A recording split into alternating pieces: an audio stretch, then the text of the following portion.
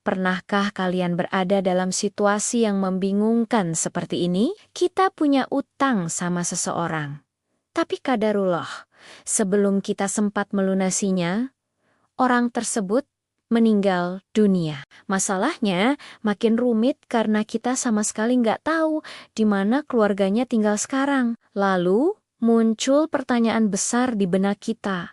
Apakah utang ini akan terus jadi tanggungan saya sampai hari kiamat nanti? Gimana cara saya bayarnya kalau ahli warisnya saja tidak bisa saya temukan? Tenang, jangan panik dulu. Dalam Islam, setiap masalah pasti ada solusinya. Mang bener. Utang adalah salah satu urusan yang sangat serius dan harus segera diselesaikan. Bahkan, urusan utang ini akan terus terbawa sampai setelah kita meninggal. Tapi, Allah Maha Pengasih dan Maha Penyayang. Dia tidak akan membebani hamba-Nya di luar batas kemampuannya. Jadi, apa yang harus kita lakukan? Pertama dan yang paling utama, kita harus berusaha semaksimal mungkin untuk mencari tahu keberadaan ahli waris atau keluarga dari almarhum. Coba tanya teman mendekatnya, kerabat yang mungkin pernah kita kenal, atau cari jejak digital di media sosial. Pokoknya, kerahkan semua upaya yang kita bisa, jangan langsung menyerah.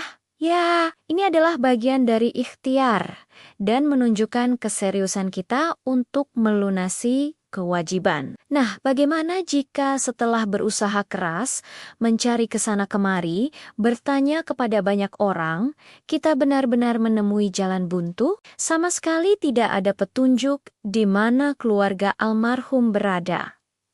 Disinilah Islam memberikan jalan keluar yang indah. Jika sudah sampai pada titik di mana kita benar-benar tidak tahu dan tidak bisa menemukan ahli warisnya, maka solusi yang dianjurkan oleh para ulama adalah dengan cara bersedekah. Yah, betul, bersedekah. Tapi, ada satu hal penting yang harus diingat. Sedekah yang kita keluarkan ini niatnya harus atas nama orang yang memberi kita utang tadi, bukan atas nama kita sendiri. Misalnya, jika utang kita sebesar 1 juta rupiah, maka kita sedekahkan uang sejumlah 1 juta rupiah itu ke masjid, panti asuhan, atau kepada fakir miskin. Dengan niat, ya Allah, aku niatkan sedekah ini untuk melunasi utangku kepada Fulan bin Fulan. Sebutkan nama almarhum. Dengan begitu, insya Allah pahala dari sedekah tersebut akan sampai kepada almarhum sebagai ganti dari pembayaran utang kita. Dan semoga kewajiban kita pun dianggap lunas di hadapan Allah Subhanahu wa Ta'ala.